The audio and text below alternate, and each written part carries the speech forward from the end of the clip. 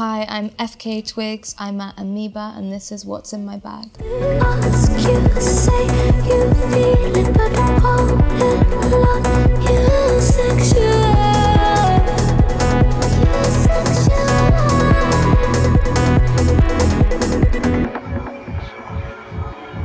The first thing I'd like to show you is this Ali McBeal box set.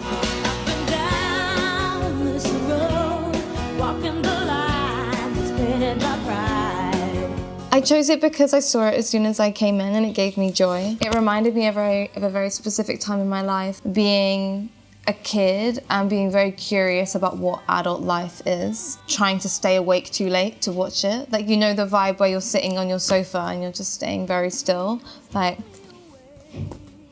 and then you're just hoping that your parents won't send you to sleep, like if you're very well behaved.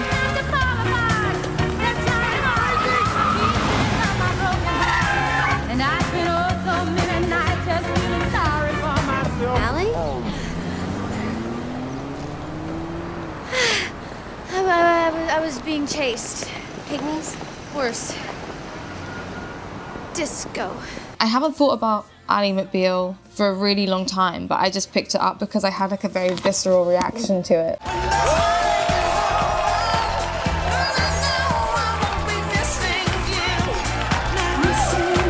I picked up a couple of Minnie Riperton vinyls. I've kind of been in a deep Minnie Riperton hole recently.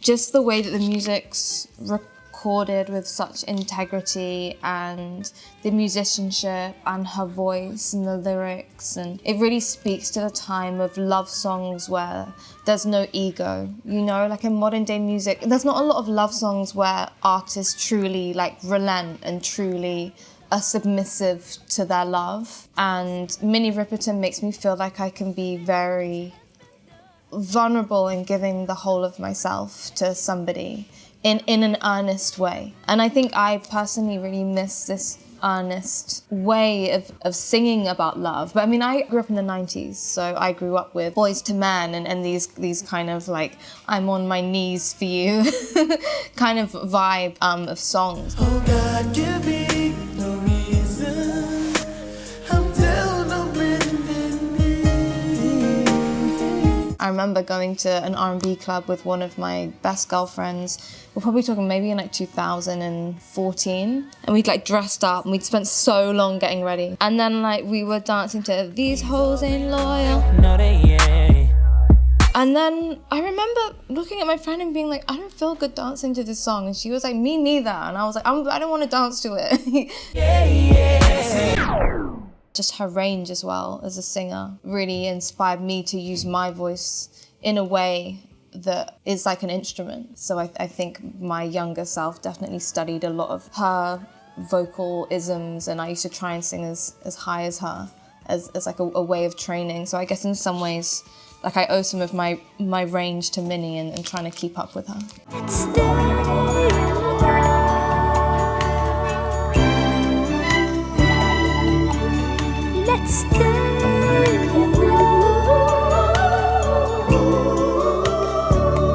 I picked up this Ware vinyl. Your hands caress me, make me calm. When I was 19, I came to LA for the first time, and I was trying to get a visa so that I could stay and I could pursue music. And I saw this old guy doing pull-ups, like, you know, in the gym, doing like pull-ups on the beach. And I'd ride down there and watch the sun come up, and there'd be this old guy like just like going for it, shredded, t-shirt wrapped around his head, like so cool. We got talking and I said, I'm from London, I'm trying to find work out here, I need a visa. And he was like, well, you can come and maybe like you can like be my assistant or something. And I was like, okay, great. So he said like to come to his house and meet his wife, and it was like filled with music. Like filled with vinyl, filled with music sheets, like everywhere, like music sheets everywhere, especially like this one room. And I met his wife and I realized that this was Ware.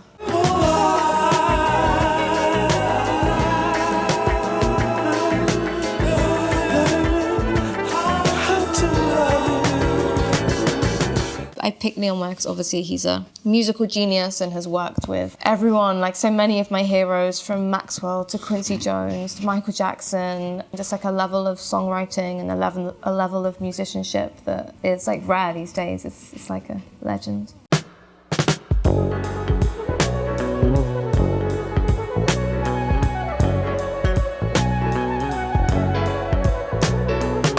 The next record that I've picked is Dorothy Ashby. I picked Dorothy Ashby because she really helped me get through lockdown.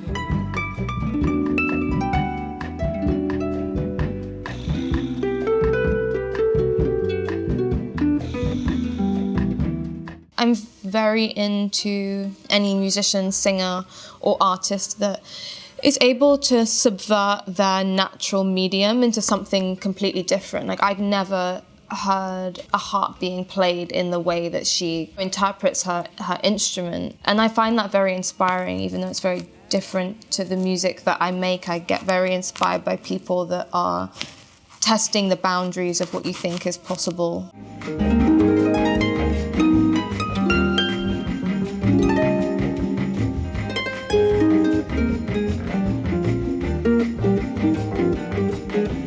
When I listen to her music, it's really a stream of consciousness. It feels like she's totally in flow state, which is very inspiring to me because I work in flow state, but then I highly organize afterwards. And I feel like with Dorothy, it's just like a stream of consciousness, like almost as if you wrote a poem with really beautiful words and it goes nowhere, but it also makes complete sense.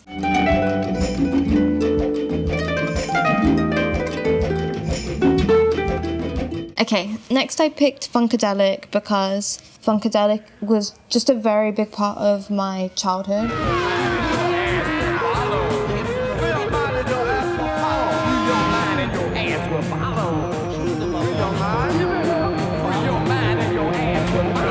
It's really indicative of the type of music that was played in the kitchen, washing up, cooking. Like Funkadelic, George Clinton, Parliament, it feels to me, it's like that's my communal music. When I think of that music, I think of family. And I have a very small family and a very broken family. So for me, this is where I kind of find my solace in belonging to something, particularly as a child.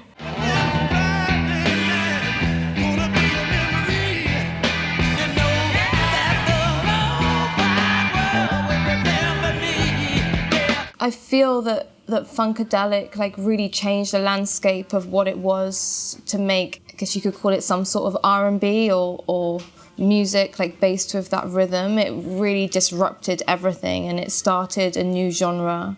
Also, my mum and my dad went on their first date to a Funkadelic concert and they played in Birmingham, which is where my family are from, and it's a very amazing but, you know, maybe quite like obscure place in London. Like not a lot of people go there. Ozzy Osbourne's from there. That they went to Birmingham and they played this concert there, and it's kind of where my mum and my dad found like their mutual love of music. Yeah, it just reminds me of home, it reminds me of being young, it reminds me of washing up, cooking. But then also as a musician, I just have great respect for, again, being a genre disruptor.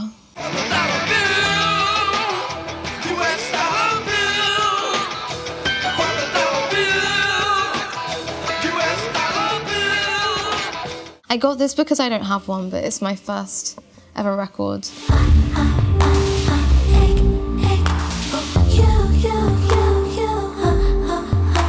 It was a white label that I made, I think probably in 2012. Yeah, I don't have one, and I've not seen one for a very long time, so I got this to honor my younger artists.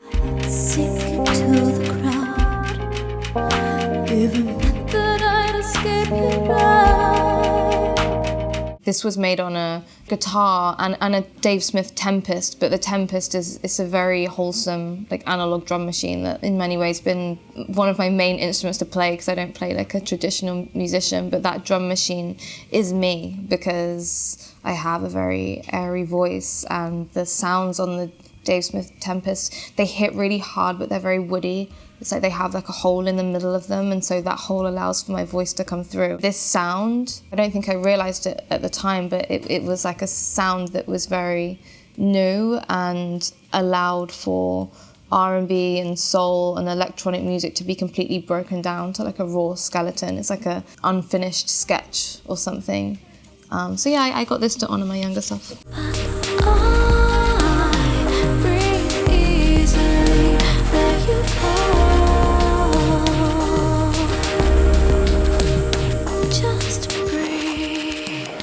Ooh, I got this as well because it was the first ever CD that I bought. I ain't trying to be a hater. I'm the one you wanna see. I think through Prince I learned what it was to be a world builder and to pay so much attention in everything I do, from the music to the fashion to the band, the dancers, to completely create a whole world is something that is the hardest thing to do as an artist, and few artists have been able to do it actually. But Prince is one of the main ones to do it, and do it so successfully and so completely, really for the whole of his career. The main problem with war is that nobody ever wins. The next generation grows up, learns how to do it all over again. Things inspire you and you don't know how, but if you like look at even the symbol, which, you know, Prince used quite politically when he felt like he didn't own his name, but even to think now, like what I did with EUSEXUA and the symbol of EUSEXUA and how that became such a stamp of like the era that I'm still currently in, I can't help but think that subconsciously probably this inspired it in some way. High enough to call me, but you can't reach the bar. I love you, baby, but not like I love my guitar. I always speak about Tania Maria a lot. And now he'll have to learn to dance to the song that the lady sings. Jump and dance to the lady rings. Dance for the joy that the lady brings. Again, this is something that was played at home a lot. Tania Maria used her voice like an instrument. She was able to tell a story through the sounds in like a different way that felt very playful and very authoritative, and almost like more than something like in between a verse or a chorus. Like her scat was the main point of the song. It wasn't an afterthought or a decoration, like it is the main ingredient.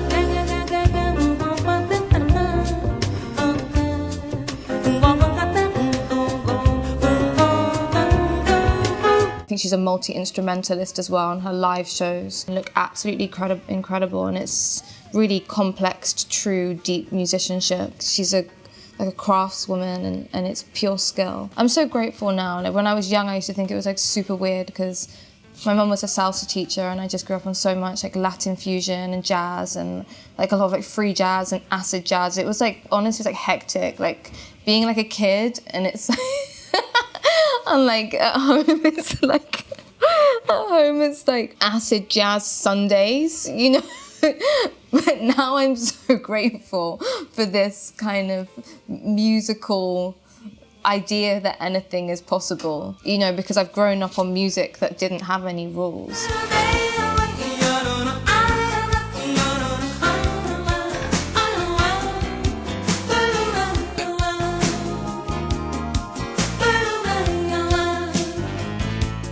I don't know this artist, but Derek, who's behind the camera, suggested her to me. Her name's Nona Hendryx.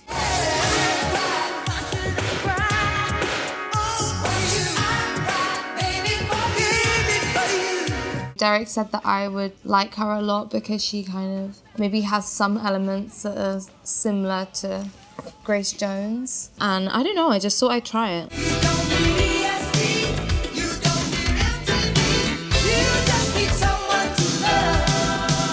I have your press release from RCA, your label, in front of me, and it opens with this incredible quote. It says, "I don't think of myself as a female, I don't think of myself as a black female, and I don't think of myself as a rock artist." Did you really say that? Yes. Well, what does that mean? I don't walk around thinking about that I'm a female. I'm a rock artist. If I don't define myself, then I don't feel the need for other people to do it. My last record is Skinny Puppy.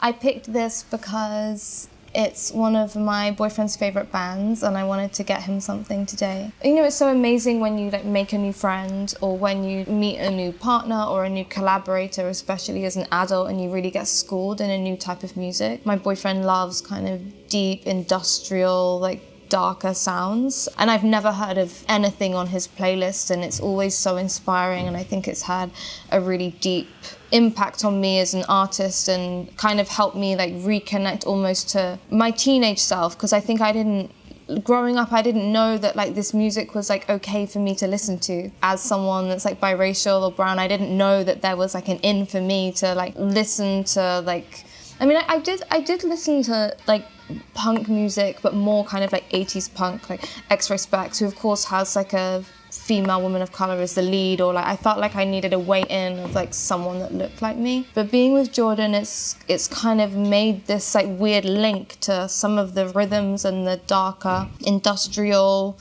like it's like this fucked up romance that can be found in this sort of music.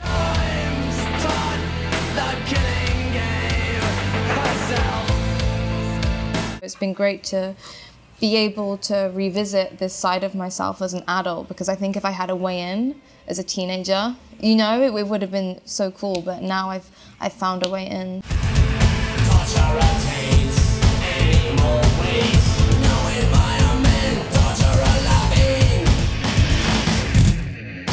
Thank you so much. We're so happy to have you in today. Yeah, it was so fun.